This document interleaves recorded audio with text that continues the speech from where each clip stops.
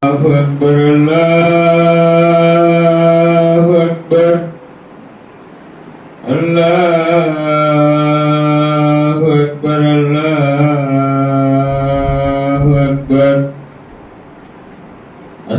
أن لا إله إلا الله أشهد أن لا إله إلا الله أشهد أن محمدا رسول الله أشهد أن محمدا رسول الله حي على الصلاة حي على الصلاة حي على الفلاح حي على الفلاح الله أكبر الله أكبر لا إله إلا الله.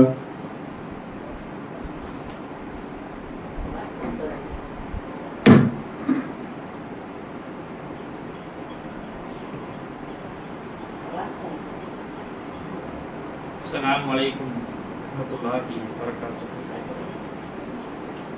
Innal hamdalillah nahmaduhu wa nasta'inuhu wa nastaghfiruh wa na'udzu billahi min shururi anfusina wa min sayyiati a'malina may yahdihillahu fala mudilla lahu wa may yudlil fala hadiya lahu wa asyhadu an la ilaha illallah wahdahu la syarika lahu wa asyhadu anna muhammadan abduhu wa rasuluhu amma ba'd.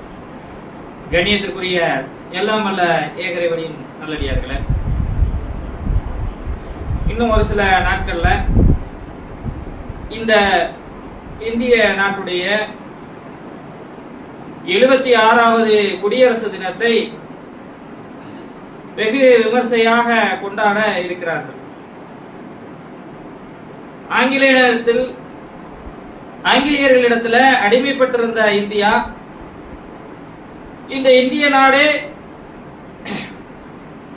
சுதந்திரமான நாடாக இருக்க வேண்டும், இந்தியர்கள் சுதந்திரமானவர்களாக சுதந்திரத்தை சுவாசிக்க வேண்டும் என்பதற்காக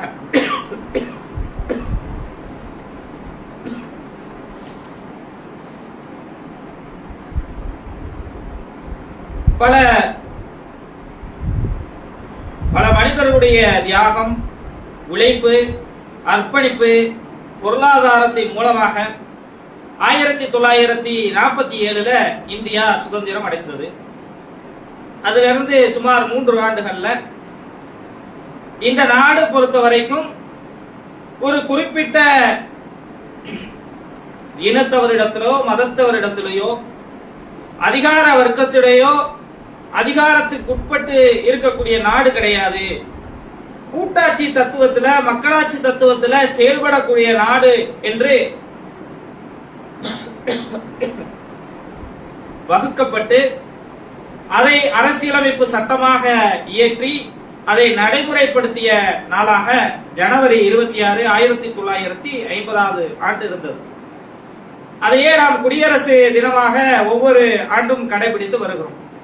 குடியரசு என்றால் இந்த நாட்டை பொறுத்த வரைக்கும் எல்லா மனிதர்களுக்கும் இந்த நாட்டில் உரிமை இருக்கிறது. இந்த நாட்டுடைய குடியுரிமையை யாரெல்லாம் பெற்றிருக்கிறார்களோ அவர்கள் எல்லாம் இந்த நாட்டில் குடியிருப்பதற்கு தனக்கு மேல் யார் அதிகாரம் செலுத்த வேண்டும் என்று தேர்வு செய்யக்கூடிய அதிகாரம் அவர்களிடத்தில் இருக்கிறது. அவர்களுக்கு இந்த நாட்டுடைய எல்லா உரிமையும் இருக்கிறது. சம உரிமை, சகோதரத்துவம், எல்லாருக்கும் எல்லாம் என்பதுதான் இந்த நாட்டுடைய இறையாண்மை, இந்த நாட்டுடைய அரசியலமைப்பு சட்டம். அதை கடைபிடிப்பதற்காக, அதை ஒவ்வொரு ஆண்டும் நினைவுபடுத்துவதற்காகத்தான் இது கொண்டாடப்படுகிறது. இந்த குடியரசு தினத்தை எதிர்நோக்கி இருக்கக்கூடிய நாம் இந்த நாட்டில் முஸ்லிம்களுடைய நிலைமை எப்படி இருக்கிறது என்பதை நாம் கவனத்துல கொள்ள கடமைப்பட்டிருக்கிறோம். ஏனென்றால் ஆங்கிலேயரிடத்துல அடிமைப்பட்டிருந்த இந்தியாவை இன்றைக்கு சுதந்திரமான ஒரு நாடாக, ரீபப்ளிக் கண்ட்ரியாக இந்த உலக அரங்கில விழுந்து நிற்பதற்கு மிக முக்கியமான பங்கு எல்லாரும் உழைத்திருக்கிறார்கள், எல்லாரும் செலவழித்திருக்கிறார்கள், எல்லாரும் தங்களுடைய உயிர்களை தியாகம் செய்திருக்கிறார்கள், ரத்தங்களை இறைத்திருக்கிறாங்க, பொருளாதாரத்தை வழங்கியிருக்கிறாங்க.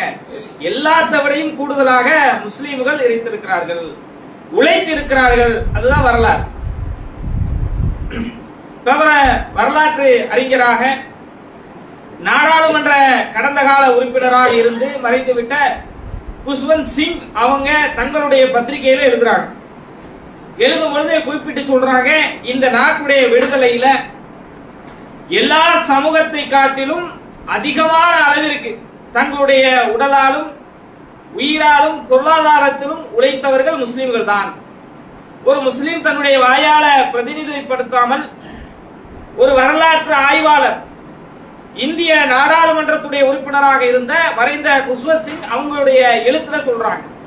பல ஆய்வுகளை செய்யறாங்க, பல வரலாறுகளை தேடி படிக்கிறாங்க, எல்லாத்தையும் பார்த்து சொல்றாங்க, ஒரு சமூகம் தன்னுடைய விகிதாச்சாரத்தை விட அதிகமான அளவிற்கு இந்திய விடுதலையில பங்காற்றி இருக்கிறது என்றால் அது முஸ்லிம்கள் மாத்திரம்தான் அப்படின்னு சொல்றாங்க. எல்லாத்தையும் படிச்சுட்டு போற போக்குல யாரோ ஒரு மனிதர் சொல்வது போல சொல்லல. ஒரு மிகப்பெரிய ஆய்வாளர், ஒரு அறிஞர் அனைத்து ஆதாரங்களின் அடிப்படையில் சொல்றாரு, எல்லா சமூகத்தை விட ஒரு இடத்துல 100 பேர் போராட்டத்துல கலந்துக்கிறாங்கன்னா 50-60% இருக்கக்கூடியவங்க 30-40 பேர் தான் இருக்கிறாங்க. வெறும் 20% இருக்கக்கூடிய முஸ்லிம்கள் மாத்திரம் அங்க 40 பேர் கலந்துக்கிறாங்க. தன்னுடைய சதவீதத்தை விட அதிகமான அளவிற்கு இந்த இந்திய விடுதலையில பாடுபட்டாங்க அப்படிங்கறத பார்க்கிறோம். பல வரலாறுகள், அதை சொன்னோம்னா நம்ம பல நாட்கள் வரிசையா சொல்லிக்கிட்டு இருக்கணும். அந்த அளவுக்கு முஸ்லிமுடைய தியாகம், உழைப்பு இருக்கிறது. பொருளாதாரத்தை வாரி வழங்கி இருக்கிறாங்க. இந்திய விடுதலைக்கு பிறகும் அதை தொடர்ந்து செய்தார்கள் என்பதை நம்ம பார்க்கிறோம். இந்திய விடுதலைக்கு பிறகும் இந்த நாட்டுடைய கட்டமைப்பிற்கு, இந்த நாட்டுடைய முன்னேற்றத்திற்கு தன்னுடைய சொத்தை எல்லாம் வாரி வழங்கினாங்க, இறைத்தார்கள் என்பதை எல்லாம் நம்ம வரலாற்றுல பார்க்கிறோம். அந்த அளவுக்கு இந்த சமூகம், முஸ்லிம் சமூகம் இந்திய விடுதலையிலும் இந்த நாட்டுடைய கட்டமைப்பிலும் இந்த நாட்டை முன்னேற்றத்திலும் பாடுபட்டிருக்கிறாங்க என்பதை நாம் அறிந்து வைத்திருக்கிறோம். அப்படிப்பட்ட முஸ்லிம் சமூகம் இந்த நாட்டில் எப்படி நடத்தப்படுறாங்க, இந்த நாட்டுடைய தத்துவம், சித்தாந்தம், இறையாண்மை என்பது எல்லாருக்கும் எல்லாமே பொதுவானது, எல்லாத்திற்கும் சம உரிமை இருக்கிறது, செக்யூரிட்டி, எல்லாத்துக்கும் பாதுகாப்பு இருக்கிறது, எல்லாத்துக்கும் பாதுகாப்பை வழங்கணும், எல்லாத்துக்கும் சம உரிமை வழங்கணும், எல்லாத்துக்கும் அவங்க வழிபடக்கூடிய உரிமையை வழங்கணும், எல்லாத்திற்கும் அவங்க விருப்பப்பட்ட செய்வதை அவங்க நாம அனுமதிக்க வேண்டும் என்பதுதான் இந்த நாட்டுடைய இறையாண்மை. ஆனா நம்மளுடைய நிலைமை எப்படி இருக்கிறது, முஸ்லிம்களுக்கு இந்த நாட்டுடைய நிலைமை எப்படி இருக்கிறது என்றால், விரும்பிய உணவை நம்மளால சாப்பிட முடியாது. நம்ம நினைச்ச உணவை கூட நம்ம சாப்பிடக்கூடாது என்று இன்றைக்கு தடை செய்யக்கூடிய அளவிற்கு நிலைமையை பார்க்கிறோம். ஒரு மாட்டு இறைச்சியை சாப்பிடுவதற்கு கூட முஸ்லிம்கள் அதை சாப்பிடுவாங்க, அவங்களுக்கு அது ஆகமானதாக இருக்கிறது, அவங்க சாப்பிட்டுட்டு போறாங்க. நீங்க சாப்பிடலன்னா நீங்க சாப்பிடாம இருங்க, உங்களுக்கு பிடித்ததை நீங்க சாப்பிடுவீங்க, அவங்களுக்கு பிடித்ததை அவங்க சாப்பிடுவாங்க, இதுதான் அரசியலமைப்பு சட்டம், இப்படித்தான் சம உரிமையை வழங்குது என்று சொல்லாமல் இந்த அரசியலமைப்பு சட்டத்தை பாதுகாக்கக்கூடிய இடத்துல, அதை இருந்து மக்களுக்கு நடைமுறைப்படுத்தக்கூடிய இடத்துல இருக்கக்கூடியவர்கள் கூட நீ இதை திங்க கூடாது, அதை திங்க கூடாது, அதை செய்யக்கூடாது, இப்படி பேசக்கூடியதை பார்க்கணும். அது மாதிரி ஒரு முஸ்லீம் தான் விரும்பிய ஆடையை அணியக்கூட இந்த நாட்டுல அதுக்கு கூட விதிவிலக்கு இன்றைக்கு பார்க்கக்கூடியதை பார்க்கிறோம். அவங்களுக்கு பிடிச்சதை அவங்க போட்டுட்டு போறாங்க, உங்களுக்கு பிடிச்சதை நீங்க போட்டுக்கிறீங்க, அதுதான் இந்த நாட்டுடைய உரிமை, இந்த நாடு அதைத்தான் நமக்கு எல்லாத்துக்கும் வழங்குது என்பது இல்லாமல் முஸ்லீம்கள் இந்த ஆடையை உடுத்தக்கூடாது, இந்த ஆடை வன்முறையை தூண்டக்கூடியதாக இருக்கிறது, அடிமைத்தனத்தை கொடுக்கக்கூடியதாக இருக்கிறது என்றால் விமர்சிக்கக்கூடியதை பார்க்கிறோம். ஒரு சில இடங்கள்ல அந்த தடை போடக்கூடிய அளவுக்கு சட்டங்கள் பிறப்பிக்கக்கூடியதை பார்க்கிறோம். அந்த அளவுக்கு இந்த நாட்டுடைய விடுதலையிலும் இந்த நாட்டுடைய கட்டமைப்பிலும் இந்த நாட்டை உருவாக்குவதிலும் பெரிய பங்கு, பெரிய விலை கொடுத்திருக்கிறது முஸ்லிம்கள் தான். அவர்கள் தான் இந்த நாட்டில் தூக்கி தலைமையில் கொண்டாடப்பட வேண்டிய அளவிற்கு இருக்கக்கூடியவங்க. நமக்கு தான் சிறப்பு சலுகை எல்லாம் கொடுத்திருக்கணும். இந்த நாட்டுடைய விடுதலைக்காக நீங்க அவ்வளவு பாடுபட்டு இருக்கிறீங்க, இவ்வளவு உழைச்சிருக்கிறீங்க, உங்களுக்கு சிறப்பு சலுகைகள் தார என்று சொல்லி இருக்க வேண்டும். ஆனால் நம்ம சிறப்பு சலுகை எல்லாம் கேட்கல, எல்லாத்துக்கும் உண்டான சலுகையை எனக்கு கொடு, எல்லாத்துக்கும் உண்டான சம உரிமை எங்களுக்கு வழங்கு என்று நாம கேட்கிறோம். ஆனால் இன்றைக்கு நிலைமை எப்படி இருக்கிறது என்றால் அப்படி நாம வழங்க மாட்டோம். உங்களை இரண்டாம் தர குடிமக்களாக, மூன்றாம் தர குடிமக்களாக தான் நடத்துவோம் என்ற நிலையில இன்றைக்கு வைத்திருக்கக்கூடியதை பார்க்கிறோம். இப்படிதான் ஆட்சியாளர்கள் பார்க்கிறாங்க நம்மளை. ஆட்சியாளர் அப்படித்தான் நம்மளை நடத்தி கொண்டிருக்கிறாங்க. இந்த நிலையை மாறுவதற்கு நம்ம என்ன செய்ய வேண்டும்? இந்த குடியரசு கொண்டாட்டம், வழிபாடு எல்லாமே பாத்தீங்கன்னா ஒரு பெயரளவுல வருஷம் வந்துருச்சுன்னா ஆட்சியாளர்களாக இருக்கிறோம், நம்ம இதை நடத்தணும், இதை நம்ம கொண்டாடப்படணும். 75 வருஷம் முடிஞ்சிருச்சு, 76வது வருஷம், 80வது வருஷம், இதை நம்ம விமர்சையா கொண்டாடணும் என்று கொண்டாடப்படுவதை தவிர்த்து ஒரு விஷயத்தை அதை எடுத்து மக்களிடத்துல பிரகடனப்படுத்தி கொண்டாடப்படுதுன்னா அதை கடைபிடிக்கக்கூடியவங்களா இருக்கணும். நம்ம ஒரு விஷயத்தை செய்யறோம்னா அதை மக்களுக்கு வலியுறுத்துறோம்னா நீங்க செய்யுங்க என்று சொல்றோம்னா அதை நம்ம கடைபிடிக்கக்கூடியவங்களா இருக்கணும், செய்யக்கூடியவங்களா இருக்கணும். ஆனா இன்றைக்கு என்ன நிலைமை?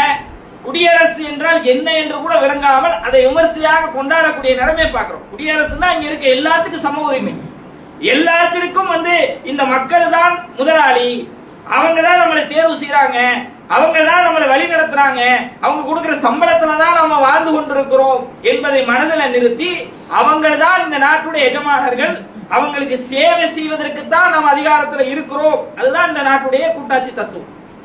எல்லாத்துக்கும் சம உரிமை வழங்க வேண்டும் என்றுதான் இந்த நாட்டுடைய இறையாண்மை. அதை நாம் கடைபிடிப்பதற்கு தான் இந்த நாள், அதை வருஷம் நினைவுபடுத்துவதற்கு தான் இந்த குடியரசு தினம். அதை கூட நம்ம தெரிஞ்சுக்காம வெறுமனே அந்த நாளை மட்டும் கொண்டாடிட்டு அந்த நாள் கொண்டாடிய நிமிடத்திலிருந்து சில நேரங்கள் அந்த உரை நிகழ்த்தும் போது கூட விஷம கருத்துக்கள் வரக்கூடியதை பார்க்கிறோம். உரை நிகழ்த்தி கொண்டிருக்கும் பொழுது சில பகுதிகளில் முஸ்லீம்கள் தனியாக நிறுத்தக்கூடிய நிலைமையை பார்க்கிறோம்.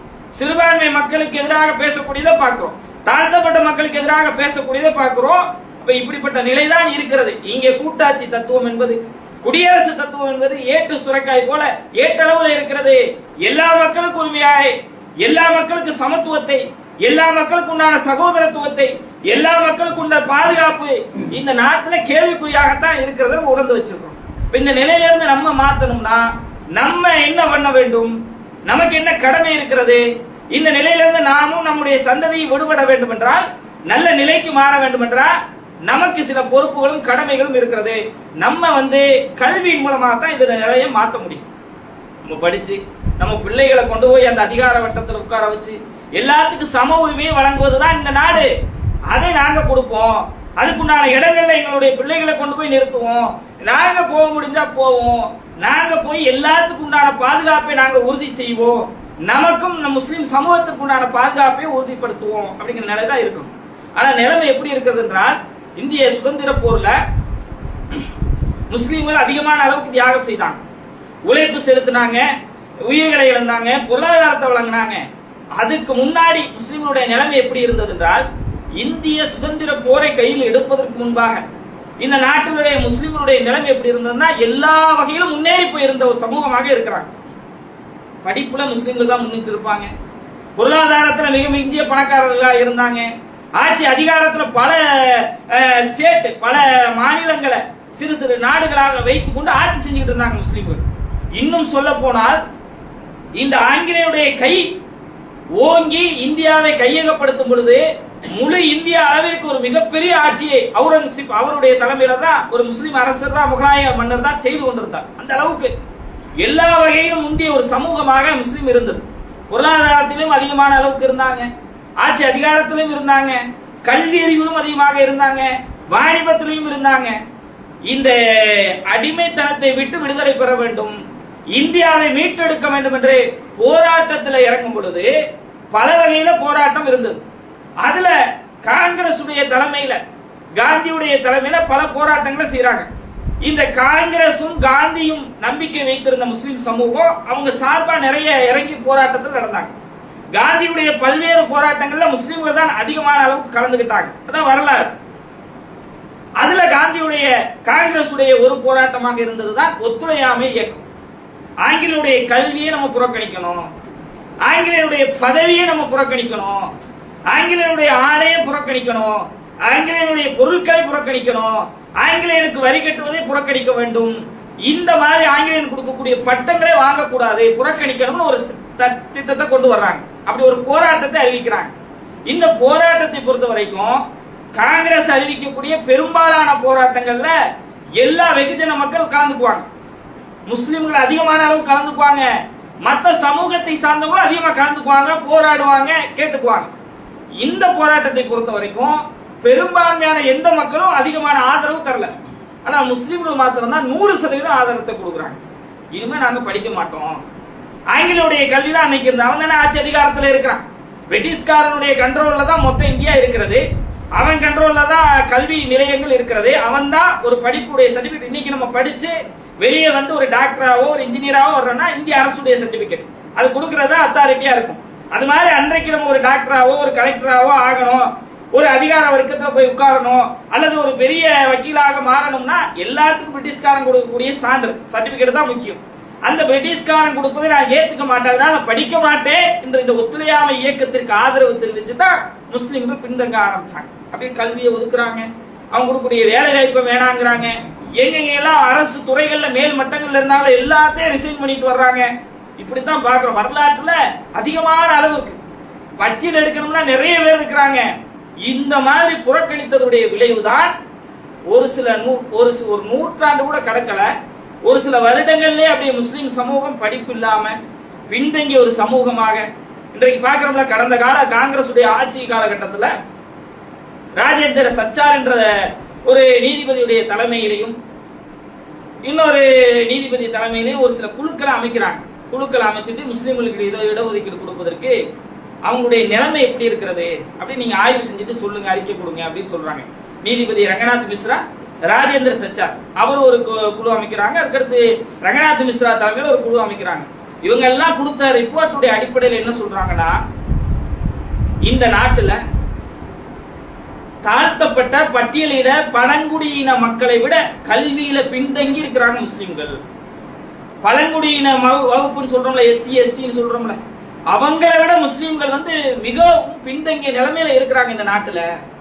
எப்படிப்பட்ட சமூகம்னா, அந்த காலகட்டத்துல முஸ்லிம்கள் தான் படிச்சு எல்லா துறைகளிலும் இருக்கிறாங்க, பொருளாதாரத்துல மிதமிஞ்சி போய் இருக்கிறாங்க, எல்லா அரசு துறைகளும் இருக்கிறாங்க. இன்னும் சொல்ல போனா காங்கிரஸ் உடைய லீடராக நிறைய பேர் வந்திருந்தாங்க. காந்தியில இருந்து நேருல இருந்து நிறைய லீடர்கள் இருந்தாங்க. அந்த பட்டியல் எடுத்து பார்த்தாவே அதுல நிறைய முஸ்லிம்கள் இருக்கிறாங்க. முகமது அலி ஜின்னா இருந்தாரு, அது மாதிரி அபுல் கலாம் ஆசாத் இருந்தாரு. தொடர்ச்சியாக ஒரு 7 ஆண்டுகள் பக்கத்துல அபுல் கலாம் ஆசாத் இந்திய தேசத்துடைய காங்கிரஸ் உடைய தலைமையாக அதனுடைய தலைவராக இருந்திருக்கிறாருன்னு பாக்குறோம். நிறைய பேர் இருந்தாங்க. அப்ப இந்த நாட்டை முழுமையாக வழிநடத்தக்கூடிய, சுதந்திர போராட்டத்தை முழுமையாக வடிவமைத்து மக்களுக்கு கொண்டு போய் சேர்க்கக்கூடிய, மக்களிடத்துல அன்றைக்கு அதிக செல்வாக்கு மிக்க ஒரு அரசியல் அமைப்பாக இருந்ததுதான் காங்கிரஸ். அந்த காங்கிரஸுக்கு லீடராக ஒரு முஸ்லீம் இருக்க முடியும்னா எந்த அளவுக்கு இருந்திருப்பாங்க சமூகத்துல. அந்த சமூகம் இன்னைக்கு நிலைமை எப்படி இருக்குதுன்னா, ஒரு பழங்குடியின மக்கள் படிச்சதை விட குறைவாக தான் படிச்சுட்டு இருக்கிறாங்க. எந்தவித அரசுடைய உயர் பதவிகள்லையும் முஸ்லிம்கள் இல்ல, ஜீரோல தான் இருக்கிறாங்க. அந்த அளவுக்கு முஸ்லிம்களுடைய நிலைமை இந்த நாட்டில் மாறிவிட்டது என்று அறிக்கை அரசிடத்துல தாக்கல் செய்யப்படுது.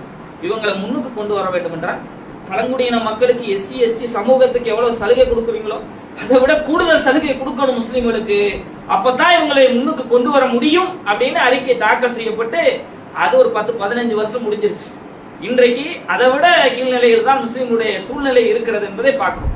இதெல்லாம் மாறணும்னா அரசுடைய கடமை, இது குடியரசு, இது எல்லா மக்களுக்குள்ள சமத்துவமான ஒரு அரசு, நம்ம தான் நம்ம நாட்டின் கீழே நம்முடைய குடிமக்களாக இருக்கக்கூடிய இந்த சமூகத்தை முன்னுக்கு கொண்டு வர வேண்டும் என்பது அரசுடைய பொறுப்பு.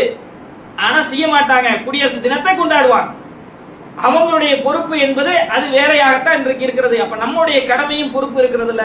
இப்ப நம்ம அந்த நிலையை விட்டு மாற வேண்டும் என்றால், நம்ம அந்த இடத்திற்கு போக வேண்டும் என்றால் நம்ம கல்விதான் ஒரே தீர்வு. பொதுவா இந்த ஒத்துழையாமை இயக்கம் வந்து ஆங்கில கல்வியை புறக்கணிக்க வேண்டும், ஆங்கிலருடைய வேலையை புறக்கணிக்க வேண்டும், ஆங்கிலருடைய பட்டங்களை புறக்கணிக்க வேண்டும் என்று பள்ளிவாசல் ஜும்மாக்கல்ல கூட அது பிரதிபலிக்கக்கூடிய காலகட்டமாக இருந்தது. அப்படியே பத்துவாவா கொடுக்குறாங்க, செய்யாதீங்க, படிக்காதீங்க, ஹராமு. இதனுடைய வெளிப்பாடு இன்றைக்கு அப்படியே படிப்பறிவு இல்லாத ஒரு சமூகமாக நம்ம மாறி இருக்கிறோம். நம்ம அப்படி படிச்சு வந்தாலும் அரசு துறைகளுக்கு போறதற்கான வாய்ப்பு குறைந்த ஒரு சமூகமாகத்தான் நம்ம இருக்கிறோம். இப்ப அந்த நிலைமை மாற வேண்டும் என்றால் நம்ம கல்வியில் அதிகமான முக்கியத்துவத்தை கொடுக்க வேண்டும். இந்த குடியரசு தினத்தில் அரசு இதை செய்யாது என்பதை கவனத்தில் வைத்து நாம் தான் அந்த நிலையை மாற்ற வேண்டும் என்பதில் நம்ம கவனம் செலுத்த வேண்டும். பொதுவாக இந்த ஒத்துழையாமை இயக்கம் கொண்டு வரும் பொழுது இது ஹராம் படிக்கிறது அப்படி ரெண்டா பிரிக்கிறாங்க. மார்க்க கல்வி, உலக கல்வி. அதுக்கு முன்னாடி அப்படியெல்லாம் இல்லை. இஸ்லாத்தை பொறுத்த வரைக்கும் எந்த கல்வி உங்களுக்கு பயனுள்ளதாக இருக்கிறதோ அது எல்லாமே ஒரே கல்வி தான். பயன் தரக்கூடிய கல்வி, பயன் தராத கல்வி. பயன் தராத கல்விகளை நீங்க கத்துக்காதீங்க. எது உங்களுக்கு பயன் தருதோ அதை நீங்கள் கத்துக்கொள்ளுங்கள் அப்படிதான் இஸ்லாம் சொல்லுது. இவங்க என்ன பண்றாங்கன்னா ரெண்டு கல்வியா பிரிக்கிறாங்க, மார்க்க கல்வி, உலக கல்வி. உலக கல்வி இன்றைக்கு ஹராம், ஆங்கிலம் வருது, மார்க்க கல்வியை நீங்க கத்துக்கிடுங்க, அந்த மாதிரி அந்த வழியில போயிருங்க என்று நம்மை அப்படியே திசை திருப்பப்பட்டது. ஆனால் இஸ்லாத்தை பொறுத்த வரைக்கும் அப்படி பிரிக்காம இஸ்லாம் கல்வியை ஒரே தரத்துல தான் வச்சிருக்கிறது. அல்லாஹ் நிறைய வசனங்கள்ல திருமறை குர்ஆன்ல பேசுறான், ரப்பி ஜித்னி இல்மா, என் இறைவா எனக்கு கல்வி ஞானத்தை அதிகப்படுத்துவாயாக அப்படின்னு பிரார்த்தனை செய்யுங்க, அல்லாஹ்விடத்தில் கேளுங்க அப்படின்னு இறைவன் சொல்லக்கூடிய வசனத்தை பார்க்கிறோம். அது மாதிரி அவர்கள் பூமியில பயணம் செய்யவில்லையா? அப்படி அவங்க செஞ்சிருந்தாங்கன்னா விளங்கி இருப்பாங்க, படிப்பினை பெற்றிருப்பாங்க, அவங்களுடைய உள்ளங்கள் செவிப்புலங்கள் எல்லாம் அவங்களுக்கு சிந்தனைக்கு தூண்டப்பட்டிருக்கும் அப்படின்னு சொல்றான். இவை அல்லாஹ்வுடைய தெளிவான வசனங்கள். யாருக்கு அல்லாஹ் இல்மை கல்வி ஞானத்தை வழங்கி இருக்கிறானோ அவங்களால் தான் இதை விளங்கிக் கொள்ள முடியும். அவங்களுடைய உள்ளங்கள்ல தான் இது இருக்குது அப்படின்னு அல்லாஹ் சொல்றான். உங்கள நம்பிக்கை கொண்டோருக்கும் கல்வி வழங்கப்பட்டவர்களுக்கும் அல்லாஹ் பல தகுதிகளை உயர்த்துவான். நீங்கள் செய்வதை அல்லாஹ் நன்கறிந்தவனாக இருக்கிறான். உங்கள யாருக்கு அல்லாஹ் கல்வி ஞானத்தை கொடுத்திருக்கிறானோ, யார் அல்லாஹ்வை நம்பிக்கை கொண்டவர்களாக இருக்கிறாங்களோ அவங்களுக்கு அல்லாஹ் நிறைய தர்ஜாக்களை உயர்த்துவான் அப்படின்னு அல்லாஹ் சொல்லக்கூடியதை பார்க்கிறோம். இது மாதிரி அறிந்தவர்களும் அறியாதவர்களும் சமமாக மாட்டாங்க. அதனால அறிவுடையவர்கள் தான் நல்ல அறிவு பெறுவாங்க. அதனால நீங்க படிங்க. திருமறை குர்ஆனுடைய முதல் வசனமே இக்ர, படிப்பீராக, உமது இறைவனுடைய திருப்பெயரால் நீங்கள் ஓதுவீராக என்று இறைவன் இறக்கி அருளக்கூடிய வசனமாகத்தான் இருக்கிறது. இன்னும் சில விஷயங்களை இரண்டாவது வரையில் அறிந்து கொள்ளலாம்.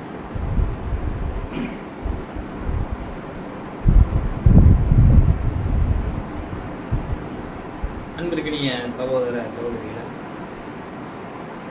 திருமறை குர்ஆன் முதலாவது வசனம் நபிகள் நாயகம் ஸல்லல்லாஹு அலைஹி வஸல்லத்திற்கு வர்றது, இறைக்கு அருளும் பொழுதே அல்லாஹ் இக்ர, படிப்பீராக, ஓதுவீராக, உமது இறைவனுடைய பெயரால ஓதுவீராக என்று அல்லாஹ் இறக்குறான் வசனத்தை. இறக்குன உடனே நபிகள் நாயகம் படிப்பறிவில்லாத ஒரு நபியாக இருக்கிறாங்க, மனிதராக இருக்கிறாங்க. என்ன பண்றாங்கன்னா இதை நம்ம கல்வியை கத்துக்கிடணும் அப்படின்னு கஷ்டப்பட்டு அதை ஏத்துக்கிறாங்க, மனப்பாடம் பண்றாங்க, உதடுகளை அசைச்சதை உச்சரிக்கிறது. ஏன்னா அதுதான் அன்றைக்கும் சரி இன்றைக்கும் சரி திருமறை குர்ஆன் தான் உயர்ந்த ஒரு இலக்கியத்துல இருக்குது. அது அளவுக்கு இலக்கியம் உலகத்துல எதுவுமே கிடையாது. அரபிக் இலக்கணமே திருமறை குர்ஆன்ல இருந்து தான் வகுக்கிறாங்க. அந்த அளவுக்கு மிகப்பெரிய ஒரு இலக்கணத்தோடு இலக்கியத்தோடு இருக்கக்கூடியது. அதை மனப்பாடம் செஞ்சுக்கணும், அந்த அறிவை நாம் ஏற்றுக்கொள்ள வேண்டும் என்பதற்காக கஷ்டப்படுறாங்க, சிரமப்படுறாங்க. அதை பார்த்துட்டு அல்லாஹ் சொல்றான், நீங்க கஷ்டப்படாதீங்க, சிரமப்படாதீங்க, இதை உங்களுடைய உள்ளத்துல சேர்ப்பது எனது பொறுப்பு. நீங்க கேட்டீங்கன்னா போதும், உங்களுக்கு மனப்பாடம் ஆயிரும் அப்படின்னு அல்லாஹ் அந்த மாதிரி வழியை ஏற்படுத்தி கொடுக்குறான். இந்த வசனத்துல இருந்து நம்ம என்ன பார்க்கறோம், இந்த சம்பவத்துல இருந்த ஒரு விஷயம் வந்த உடனே படிக்காத நபி அதுக்கு அடாப்ட் ஆகி ஒரு படிக்கிறதுக்கு முயற்சி செய்யறாங்க, அதை கத்துக்கிறதுக்கு முயற்சி செய்யறாங்க. அதற்கு பிறகு பாத்தீங்கன்னா தன்னுடைய சமூகத்துல ஒரு பெரிய ஒரு அங்கீகாரத்திற்கு வந்த பிறகு போர்க்களத்துல போய் கைதிகளை புடிச்சிட்டு வந்தாங்கன்னா அந்த கைதியை விடுதலை செய்வதற்கு உனக்கு என்ன நாலேஜ் இருக்குதோ, என்ன கல்வி இருக்குதோ அதை நீ கத்துக்கொடு. உனக்கு வில்வித்தை தெரிஞ்சா அதை சொல்லிக் கொடு, வால் சண்டை சொல்லி தெரிஞ்சா சொல்லிக் கொடு, இல்ல அரபியை உனக்கு படிக்க தெரிஞ்சா அதை சொல்லிக் கொடு, அரபி எழுத தெரிஞ்சா அதை சொல்லிக் கொடு. இந்த மாதிரி கல்வியை நீ கற்றுக் கொடுத்து விட்டு உனக்கு விடுதலை தர்றேன்.